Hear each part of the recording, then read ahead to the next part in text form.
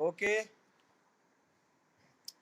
तो बात हो रही थी कि साल्ट मार्च में वीमेंस ने अपना इम्पोर्टेंट रोल अदा किया, बढ़ चढ़ करके हिस्सा लिया गांधी जी के आह्वान पर। उन्होंने साल्ट मेकिंग, साल्ट बनाने के अलावा picket foreign cloths and liquor shop, शराब की दुकानों और विदेशी कपड़ों पर, विदेशी दुकानों पे जहाँ पे विदेशी कपड़े बिकते थे, एक तरह से उन पे अटैक करके उनको लूट करके मतलब किया, तोड़ फोड़ किया और विदेशी सामान का बाइकॉट किया। मेनी वेंट टू जेल, उसमें से बहुत सी महिलाएं जेल गईं।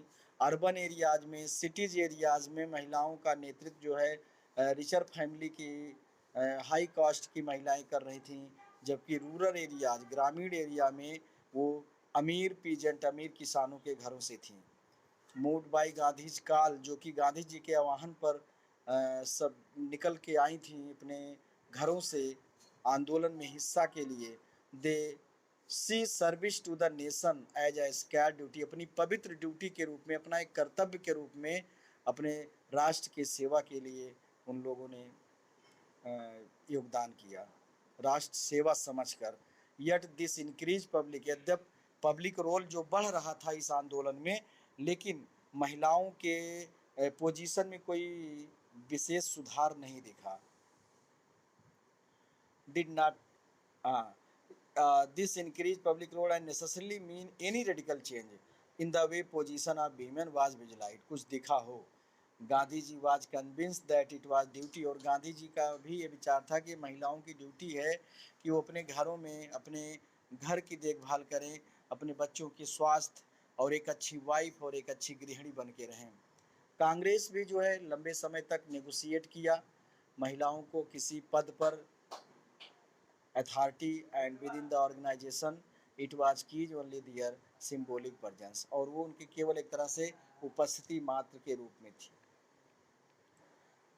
अगला हेडिंग है हम लोगों का the limit of civil disobedience. यहाँ पे ये the limit of civil disobedience, limit का मतलब ये है कि चूंकि हम उसमें डिसएडवांटेज तो नहीं कह सकते, लिमिट का मतलब सीमाएं, क्या सीमाएं थी उसकी। Not all social group were moved, ये भी ये क्वेश्चन आता है कि what was the limit of civil disobedience, क्या रहा, क्यों सक्सेस नहीं हुआ, क्यों लोग जो है, देखिए दो बार हमने बताया था कि दो बार सिविल डिसोबीडियंस गांधी जी ने स्टार्ट किया, एक बार 1930 में और फिर 31 में कॉल ऑफ कर लिया गया, फिर 32 में शुरू हुआ और 34 के पहले पहले कॉल ऑफ कर दिया गया। तो इसमें जो फर्स्ट टाइम में रिचर पर्सन, बिजनेसमैन, इंडस्ट्रियल और ये सब लोग पार्टिसिपेट किए थे और बिना किसी डिसीजन के, बिना किसी एक निर्णय के जो है वापस ले लिया गया, इसलिए लोग निराश थे और फिर दूसरी बार उन लोगों ने हिस्सेदारी उतना नहीं किया। तो not all social group were moved by the abstract concept of Swaraj, कह रहा है not of all social group मतलब सभी सामाजिक वर्ग, वो लोअर वर्ग से लेके निम्न कास्ट से लेके उच्च कास्ट तक की बात हो रही, सभी एब्स्ट्रैक्ट कॉन्सेप्ट ऑफ स्वराज, जो स्वराज का एक अमूर्त रूप था, एक भावनात्मक रूप था, उससे मोबिलाइज नहीं हुए। One such group was the Nations untouchable, और राष्ट्र का एक ग्रुप बिल्कुल अनटचेबल था। अनटचेबल मतलब छुआछूत जिनको कहते हैं, जैसे कि एससीज वर्ग, जिनको गांधी जी ने हरिजन कहा, who from around the 1930s had begun to call themselves दलित और अप्रेस, जो अपने को एक तरह से 1930 के दशक में दलित या ऑपरेसिव क्लास कहते थे, पीड़ित वर्ग एक तरह से, Dalit. For long the Congress had ignored the Dalit, और लंबे समय से कांग्रेस दलितों का इग्नोर भी कर रही थी, उनका कोई साथ नहीं ले रहे थे, उनको डर था। For fear of offending the Sanatanis, जो सनातन धर्म बताया हमने, जो उच्च वर्ग था, कुलीन ब्राह्मण वर्ग और अदर, उनसे इन चीज़ों को डर था, conservative high cast Hindus.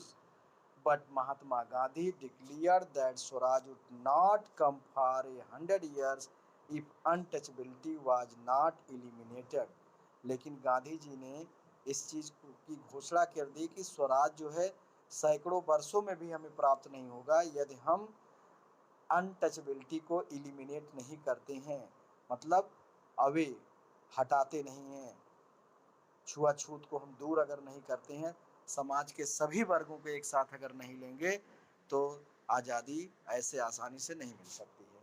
He called the untouchable हरिजन, क्या कहा उन्होंने? अनटचेबल को हरिजन नाम दिया। उनके घर जा कर के उनके साथ खाना खाया। अगला पेज आपको सेंड करते हैं।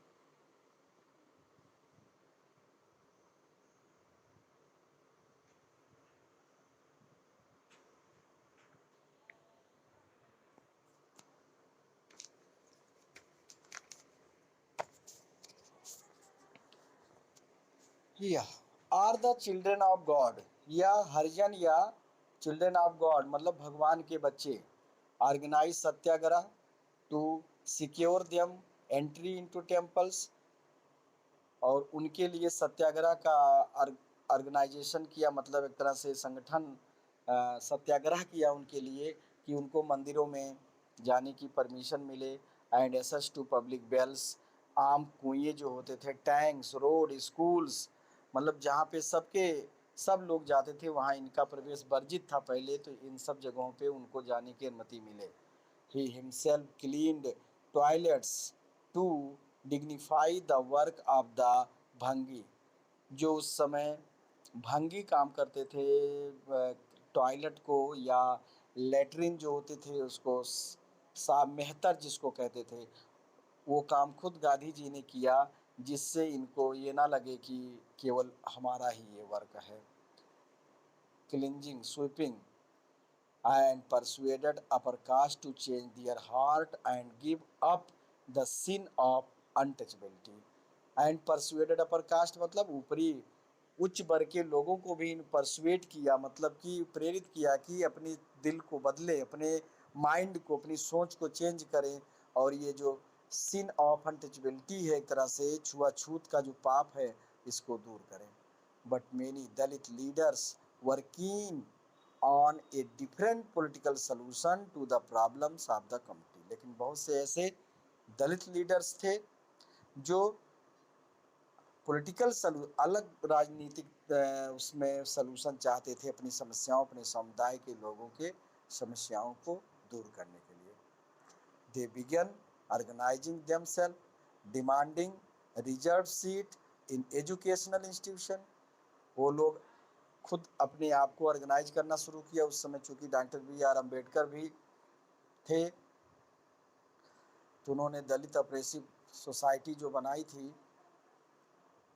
और एजुकेशनल इंस्टीट्यूशन में रिजर्व सीट की बात, शिक्षा संस्थानों में जैसे आज जो आरक्षण दिया गया है, उसी की मांग वो लोग उस समय भी किए, शुरू से कर रहे थे। Demanding reserve seat in educational institution and separate electorate that would choose Dalit member for legislative council, और लेजिस्लेटिव काउंसिल के लिए विधान परिषदों में अपने के लिए उन लोगों ने सेपरेट सीट की मांग की थी, रिजर्व सीट की, केवल उस पर दलित लोग ही लड़े। आज भी देखिए 80 सीटें रिजर्व हैं विधानसभाओं में, लोकसभाओं में, और लोअर लोकल इलेक्शन में भी उनके लिए आरक्षण दिया गया है।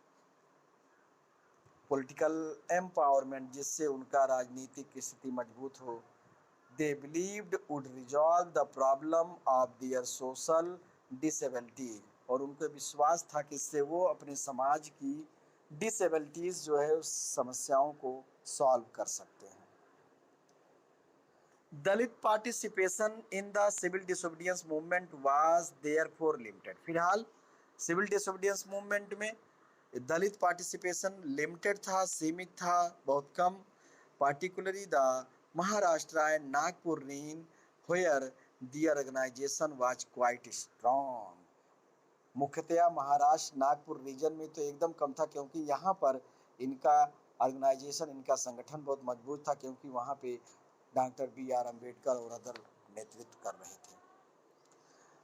Doctor B R Ambedkar who organise the Dalit into the depress classes association in 1930, इन्होंने दलित डिप्रेस क्लास एसोसिएशन का फाउंडेशन किया था संगठन बनाया 1930 में, clashed with Mahatma Gandhi at the second round table conference by demanding separate electorate for दलित। गांधी जी के साथ थोड़ा सा इनका असंतुष्ट हो गया, एक तरह से विरोध हो गया, जब सेकंड राउंड टेबल द्वितीय गोलमेज सम्मेलन में इन्होंने डिमांड किया सेपरेट इलेक्टोरेट फॉर दलित, दलितों के लिए अलग से इलेक्शन की व्यवस्था, मतलब उनके लिए अलग से सीट हो। चूंकि सेकंड राउंड टेबल में गांधी जी के साथ गए थे Ambedkar. When the British government concerned Ambedkar's demand, Gandhi ji began a fast unto death. जब ब्रिटिश गवर्नमेंट ने अंबेडकर की डिमांड को एक तरह से मानने के लिए बिल्कुल कर दिया कि ठीक है, गांधी जी जो है अनशन पर बैठ गए, भूख हड़ताल, कि ठीक है भूख हड़ताल तब तक नहीं तोड़ेंगे जब तक कि मृत्यु ना हो जाए, मतलब या तो इस बात को वापस लिया जाए। He believed that separate electorate for Dalit would slow down the process of their integration into society. उनका यह विश्वास था कि अगर इनके लिए सेपरेट इलेक्टोरेट की व्यवस्था की जाती है तो जो उनका प्रोसेस था इंटीग्रेशन, एकीकरण, समाज को जोड़ने का, ये नहीं हो पाएगा, पूरा समाज बट जाएगा, टूट जाएगा। Ambedkar ultimately accepted Gandhiji's position and the result was the Pune Pact of September 1932। फिलहाल अंबेडकर गांधी जी की पोजीशन को, गांधी जी के मान सम्मान को, उस समय उनकी स्थिति को समझते हुए इस बात को स्वीकार किया, उन्होंने सहमत हुए और इसके फलस्वरूप पूना पैक्ट समझौता हुआ गांधी जी के और अंबेडकर के बीच में 1932 को। ये आपका लाइन चल रहा है।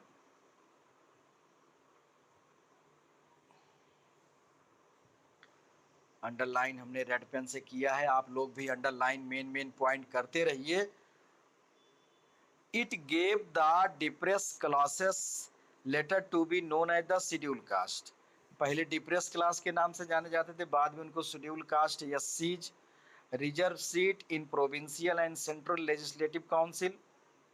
क्या हुआ कि ठीक है, रिजर्व सीट इन प्रोविंशियल मतलब स्टेट और सेंट्रल मतलब यूनियन लेजिस्लेटिव काउंसिल, संवैधानिक मतलब विधानसभा या संसद में उनके लिए रिजर्व सीट दी जाएगी। But they were to be voted in by the general electorate, लेकिन वो भी जो है आम जैसे लोगों को आम इलेक्शन के द्वारा चुने जाएंगे। ये नहीं कि उन्हें केवल स्पेशल ढंग से चुना जाए या केवल एससी ही वोट दें, जैसे आज होता है कि मान लीजिए कोई लोकसभा सुरक्षित सीट है या कोई विधानसभा, जैसे आपका अंबेडकर नगर में जहांगीरगंज जो है या आलापुर हम कह सकते हैं, लेजिस्लेटिव असेंबली सीट जो है कॉन्स्टिट्यूंसीज, ये सुरक्षित है। यहाँ पे केवल एससी एसटी के लोग जो है लड़ सकते हैं। तो ऐसा नहीं है केवल वही वोट देंगे, आम पब्लिक हर वर्ग का वोट देगा। तो यही बात रखी गई कि voted in by the general electorate, आम चुनाव जैसे होता है वैसे चुने जाएंगे। The Dalit movement however continued to be apprehensive to the of the Congress led national movement. फिलहाल दलितों का अपना आंदोलन लगातार जो है कांग्रेस के आंदोलन के साथ चलता रहा, लेड द नेशनल मूवमेंट। अगला पैराग्राफ आपका है some of the Muslim political organisation in India were also lukewarm in their response to the civil disobedience movement। आपको पहले से ये चीज़ मालूम है कि 1906 में मुस्लिम लीग की स्थापना हो चुकी थी, तो मुस्लिम लीग भी अपनी डिमांड रखता था समय पर, क्योंकि उसको भी ये था कांग्रेस हमारी बातों को सही ढंग से नहीं रख रहा है, और अगर हम अपनी बात खुद रखते हैं, अपने लिए अलग से सीट या अपने लिए अलग से जो है तो हमारी बात शायद मानी जाए। तो उस समय खिलाफत मूवमेंट के समय गांधी जी ने मुस्लिमों को मिलाया था अपने साथ और उनका साथ दिया था और नॉन कोऑपरेशन में उनका साथ लिया था, लेकिन धीरे धीरे पुनः जो है डिफ्रेंसिएशन होने लगे थे, फूट पड़ने लगी थी। तो वही एक सिविल डिसोबीडियंस के समय जो है मुस्लिम भी जो है अपने बातों को उस समय बड़ा मतलब रखना के लिए प्रयास किया कि after the decline of the non cooperation खिलाफत मूवमेंट, जब नॉन कोऑपरेशन और खिलाफत मूवमेंट धीरे धीरे डिक्लाइन मतलब समाप्त हो गया एक तरह से, तो large section of Muslim felt alienated from the Congress. तो एक मुस्लिम का एक बड़ा वर्ग जो है कांग्रेस से अलग होने का निर्णय लिया। From the mid-1920s, the Congress came to be more visibly associated with openly Hindu religion। फिलहाल 1920 मध्य तक कांग्रेस जो है, कांग्रेस का विजन जो है ज़्यादातर Hindu religion nationalist group like Hindu Mahasabha आदि से रिलेटेड देखने लगा। तो मुस्लिम उसी समय से अपने को थोड़ा सा अलग करना शुरू किए। As relation between Hindu and Muslim worsened मतलब बैड हो गया, बुरा। Each community organised religious procession with militant फेरवर।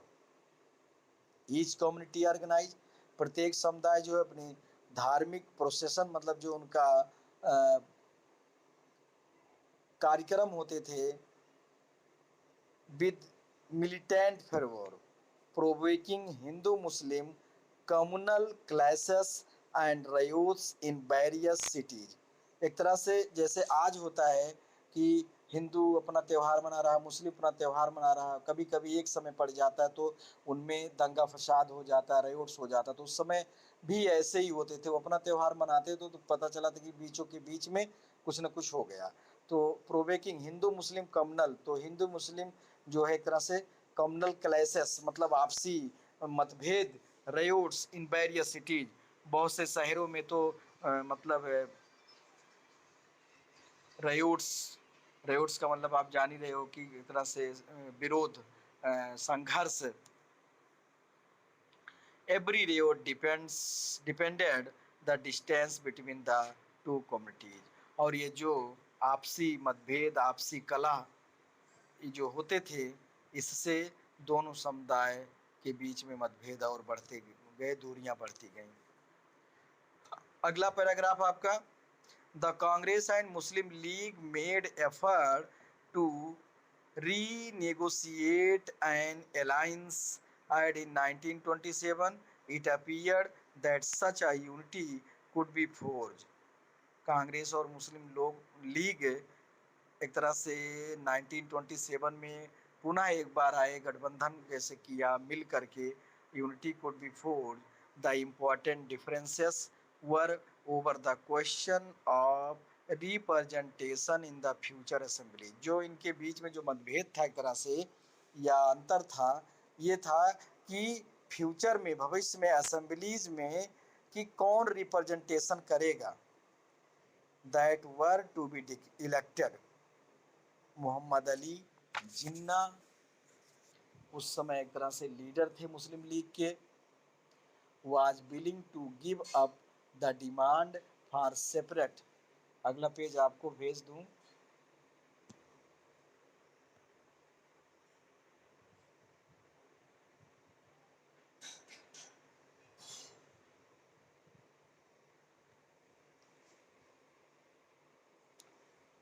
Okay,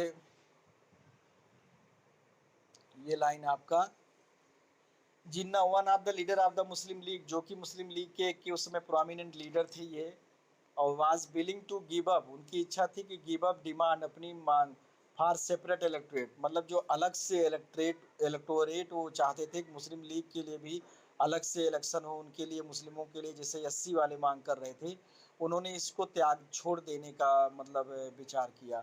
if Muslims were assured reserve seat in the central assembly, मतलब कि यदि मुस्लिमों को भी सेंट्रल असेंबली में उनको रिजर्व सीट दिया जाए, and representation in proportion to population in the Muslim dominant provinces, और जहाँ पे मुस्लिम बाहुल्य जो स्टेट है उसमें उनका प्रतिनिधि जो है, प्रतिनिधित्व हो एक रेशियो के अनुसार हो, उनकी जनसंख्या के अनुसार उनको सीट दिया जाए। अगर ये चीज़ें हों तो अलग से जो सेपरेट इलेक्टोरेट की बात कर रहे थे उसको वो डिमांड अपनी वापस ले लेंगे। जैसे बंगाल और पंजाब उस समय मुस्लिम बाहुल्य स्टेट था। बंगाल तभी तो बटा जब पाकिस्तान अलग हुआ, तो ईस्ट बंगाल पाकिस्तान में था, बाद में बांग्लादेश बना, और पंजाब का तो मोस्टली पार्ट पाकिस्तान है ही है। Negotiation over the question of representation continued, but all hope of resolving that issue at the All Parties Conference in 1928 disappeared। मतलब सारी आशाएं जो है, जो ये सब थी, all hope of resolving the issues, all party, जब सभी पार्टियों की मीटिंग एक तरह से हुई 1928 में, disappeared when M.R. Jayakar of the Hindu Mahasabha, Hindu Mahasabha भी उस समय बना था, स्वराज पार्टी भी बना था, और उसके जो मिस्टर M.R. जयाकर हैं, strongly oppose effort at compromise. उन्होंने ये जो कंप्रोमाइज था, एक तरह से जो हिंदू मुस्लिम के बीच में जो समझौता होता, उसका स्ट्रांगली अपोज किया, पूरी तरह से उन्होंने विरोध किया कि ऐसे डिमांड नहीं हो सकते इस तरह का। When the civil disobedience movement started, there was thus an atmosphere of suspicion and distrust between community। लेकिन जब सिविल डिसोबीडियंस मूवमेंट स्टार्ट हुआ 30 में, तो उस समय एक सस्पिशियन का माहौल था, एक मतलब संदेह था लोगों को आपस में, डिस्ट्रस्ट, अविश्वास का, बिटवीन कम्युनिटीज, अलग अलग समुदायों के बीच में, कि इसमें उन लोगों को एक आशा थी कि शायद अब जो है ब्रिटिश जो है बात मान लेंगे, या ब्रिटिश राजी हो जाएंगे यहाँ से जाने के लिए, और कांग्रेस अपनी बात को मतलब कांग्रेस जो है अपनी करेगी और हम लोगों को उतना ध्यान नहीं देगा। तो alienated from the Congress, large section of Muslim could not respond to the call for a united struggle. इस तरह से अदर समुदाय जो है अलग हो गया, और एक बड़ा वर्ग जो है मुस्लिम का, काफ़ी लोग इस संघर्ष में यूनाइट नहीं हुए, एक नहीं हुए। Many Muslim leaders and intellectual express their concern about the status of Muslim as a minority within India। बहुत से मुस्लिम लीडर जो थे, और इंटेलेक्चुअल मतलब एक तरह से विद्वान लोग, उसके express their concern about the status of Muslim as a minority within India. मतलब इंडिया के साथ माइनॉरिटी मतलब अल्पसंख्यक के रूप में मुस्लिम जाने जाएंगे, इस तरह से। दे fear that the culture and identity of minorities would be submerge under the domination of A Hindu majority. और उनको इस चीज़ का डर था कि उनकी कल्चर, उनकी संस्कृति, उनकी पहचान जो एक अल्पसंख्यक की है, वो हिंदू बहुसंख्यक में प्रभावी में शायद दब न जाए। तो देश आज़ाद नहीं हुआ, लोग अपने अपने के लिए सोचने लगे। तो यही चीज़ होता है आज भी, ऐसे कोई चीज़ होता है, कोई यूनियन, कोई मूवमेंट होता है, तो लोग अपने अपने हक के लिए करने लगते हैं कि किसका इसमें भला होगा। तो फूट पहले ही पड़ गई, अंग्रेज तो वही चाहते ही थे, इसका रिजल्ट वही हुआ कि चल के आगे देश बटा। तो आज की क्लास इतना है ही बेटा।